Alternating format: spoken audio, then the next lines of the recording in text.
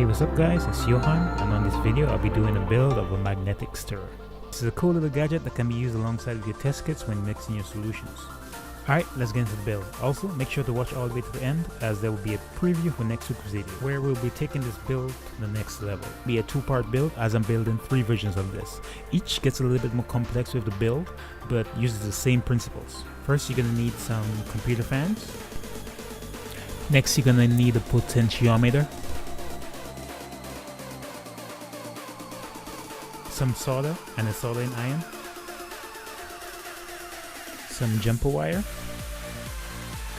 a wire stripper, a blade of some sort. You could use an acrylic cutter or an X-Acto knife.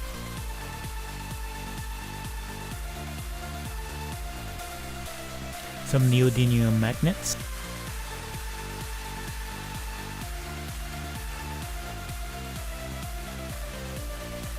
a ruler,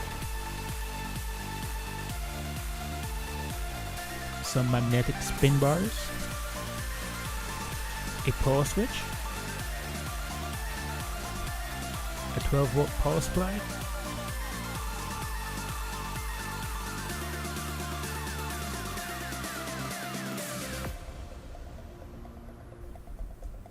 some super glue,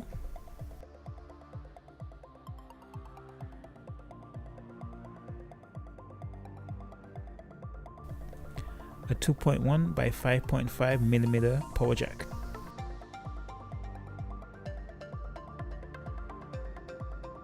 And for this first build, a circular surface of some sort that should be about 9.5 centimeters or 3.74 inches across.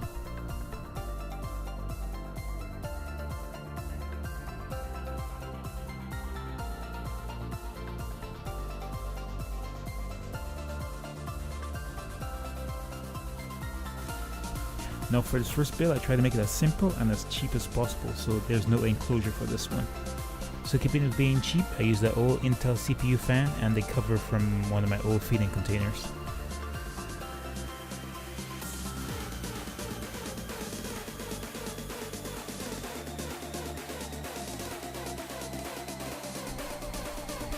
Alright, we're going to start by gluing the magnets to the fan. The first one doesn't matter, but the second one should be in opposite polarity. A good way to test this is to move the magnet towards the other. If it pushes it away, then you put that face down. If it pulls it towards it, then you flip that around and then put it down and glue it to the fan.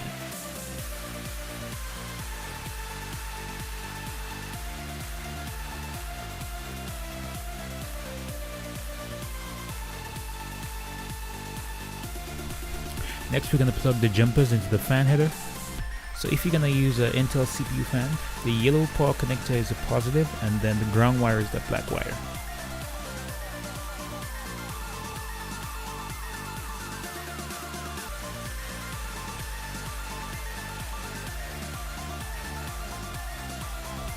After that, we're going to connect the jumper wire to the female connector. So let's go ahead and flux and tin our wires first.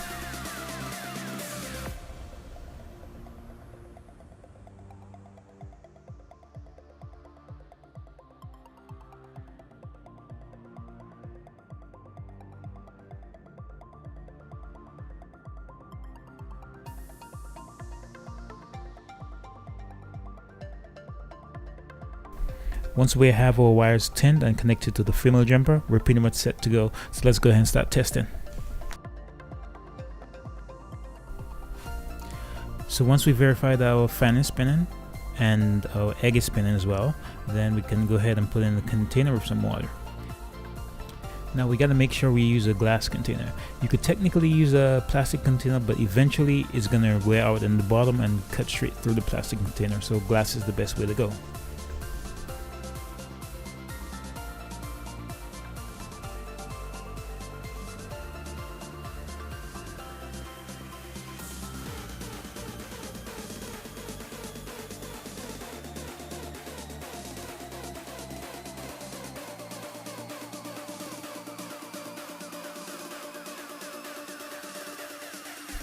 Alright guys, so if all tests pass, you should have something similar to this with a little vortex going on, and yep, it's good to go.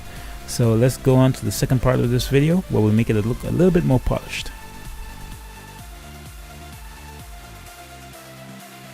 So in this part of the build, we're going to pretty much use just about everything we used to begin with, and then we're going to add some more components to it.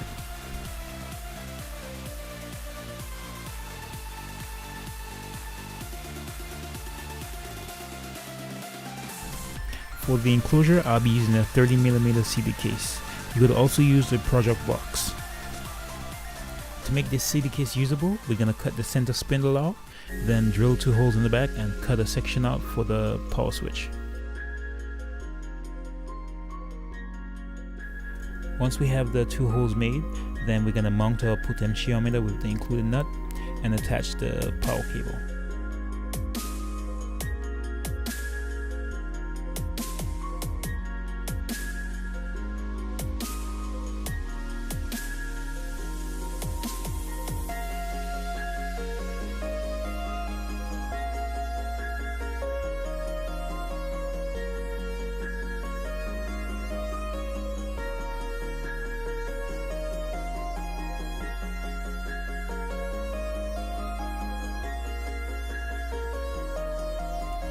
Once we have our power controls hooked in, it's time to hook in the fan.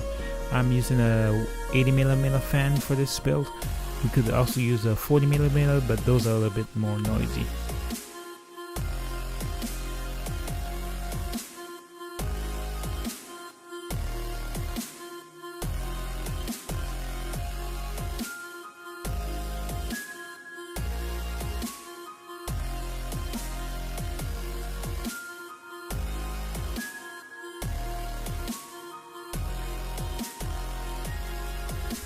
Once we wait for our glue to dry, let's go ahead and put our power switch in and make the necessary connections that we need to turn this on and off.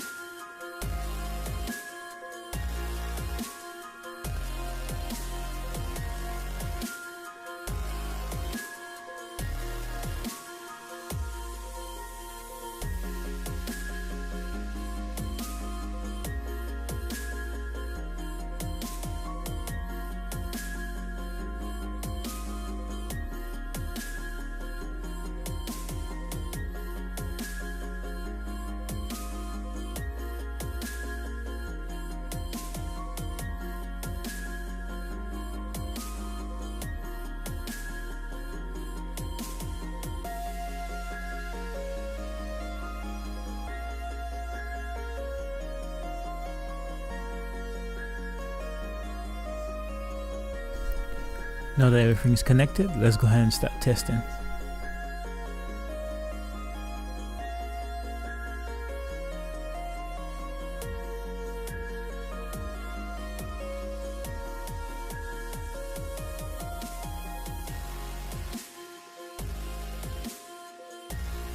Alright guys, once we've verified that all our tests passed, then we should be good to go.